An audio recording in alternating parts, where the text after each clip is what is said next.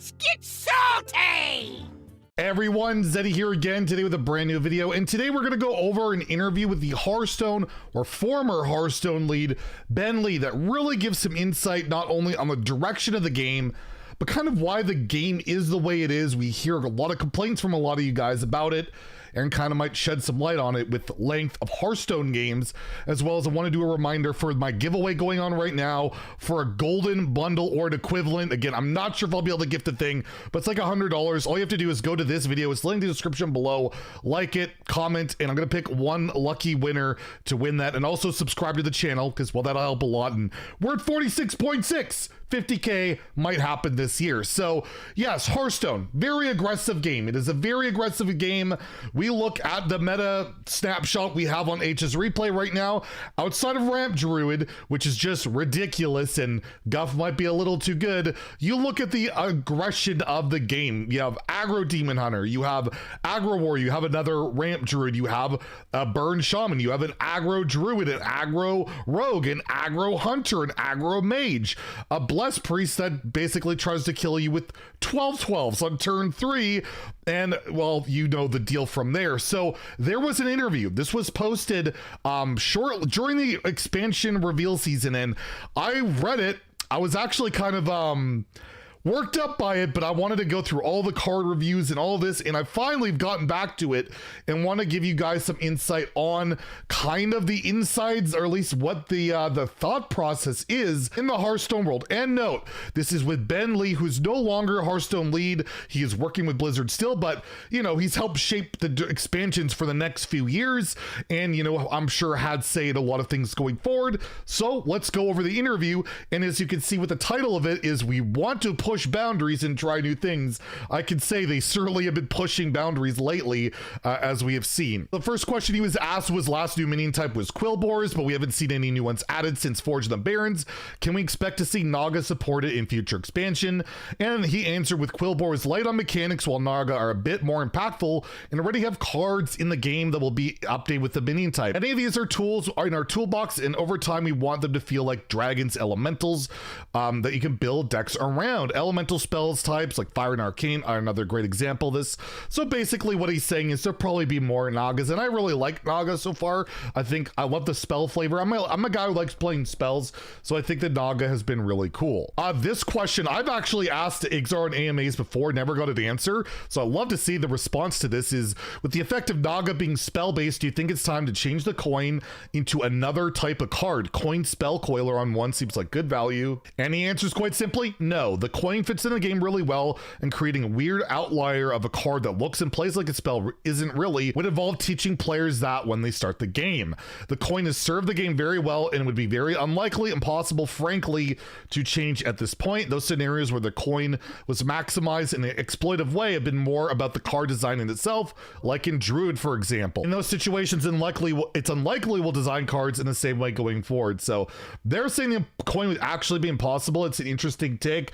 I always find it just kind of unhealthy that it counts towards stuff. I wish it was just like a token or like a minion or something that would just say gain a crystal this turn. It could be a 0-mana 0/0, but regardless, I'm sure the coin is probably the simplest solution. It's hard to balance first going second. We've seen that in Arena in particular, or in Aggro Mirrors, and I mean, how are you going to get it much better? I do think the coin is probably as fine as is, but it is always that little peeve that it counts as a spell. He was asked a couple of questions about Dredge. I might leave that for a future video, possibly tomorrow. I want to go over the Dredge mechanic. I like to review the new mechanic every expansion, whether it's a success or a failure, so I might factor in these answers into that. So we'll talk about the Dredge stuff probably in a future video. He was asked, will we be seeing new totems? And he said, at some point, absolutely.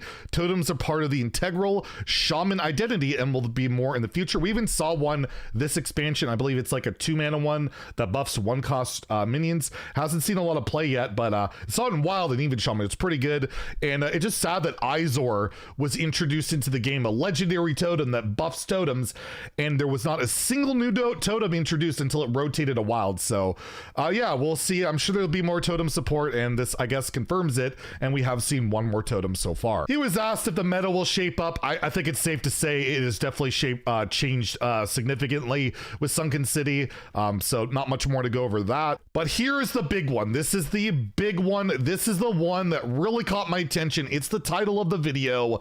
Speaking of the meta, will we see more control-themed decks in Sunken City? If not, do you think control still has a place in Hearthstone? There's been a lot of debate since basically United Sword about control, and he answers, we try to cater to different player types as much as we can. That can be challenging depending on if it's a faster or slower meta. With rotation, we've added a lot of big cards with the colossal minions, so we want to slow the game to slow down a little bit and see how that goes. We want players to have fun and a great experience. And I will note, the colossal minions aren't seeing a lot of play. You do have like the Paladin, Leviathan, you have Gaia in Mage, which you can cheat out. You have Nelly, which is like kind of an OTK finisher or just value for Pirate Warrior. And that's really it. Like most of the Colossals are actually kind of disappointing so far. And that's really a bummer because they're really cool.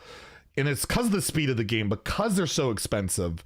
And even though they're completely overstated and ridiculous, still not seeing play. Anyways, he says the reason aggro decks rise to the top is because a lot of our players want short games, especially if they're on mobile.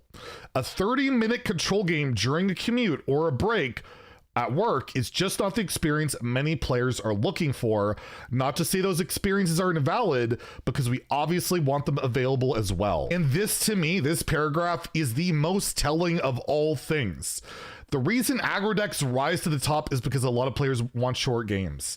You take a look at the meta. The top deck right now is Ramp Druid. That's not a short game deck. People like to play aggro because aggro decks win, because historically they're the best decks in Hearthstone because, well, they're kind of favored to. You have early game minions that are overstated. You have never increased health total in Hearthstone.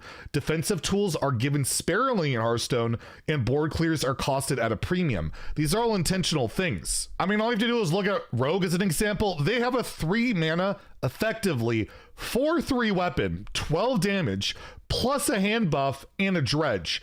Like we saw what Scimitar a few years ago combo. It's a 2/2 weapon, the game plus 2 attack, which was a meta. Saw playing standard and wild.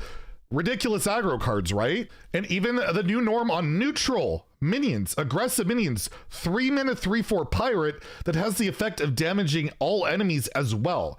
The game is catered towards faster decks. And I mean, all we have to do is go back to the Dr. Boom Control Warrior meta. What was the most popular deck during then? Dr. Boom Control Warrior. Not because people want short games on mobile, because people want to win. Winning is really always the more important thing for players on average. Like, you cannot debate this. And to say that people will just gravitate to aggro because they want short games, I'm sure that is true for some, but at the same time, even if control is a viable, legitimate strat, if you're playing an aggro deck, you're not having a 30-minute game against a control deck. You're gonna lose in five minutes or less, one way or the other, or win. I find this argument really weird, but it does really say to me what their priority is. They mention mobile, they mention a commute, they mention short games. It feels to me like, yes, it is by design, and we have seen Hearthstone transformed into a more mobile game than ever, especially with mercenaries in there, with Battlegrounds, all these things, like all mobile friendly. And I feel like that's the real reason to me why we have aggro as the main focus, as it's been since like almost always. And I don't know, to me, that's why I feel like aggro is pushed more than anything is the keyword of mobile. I think that really is their focus, but let me know in the comments below if you disagree. It's quite the take, but I feel like people will play whatever it is just to get a win. There's a few more questions on this interview that are kind of more lighthearted.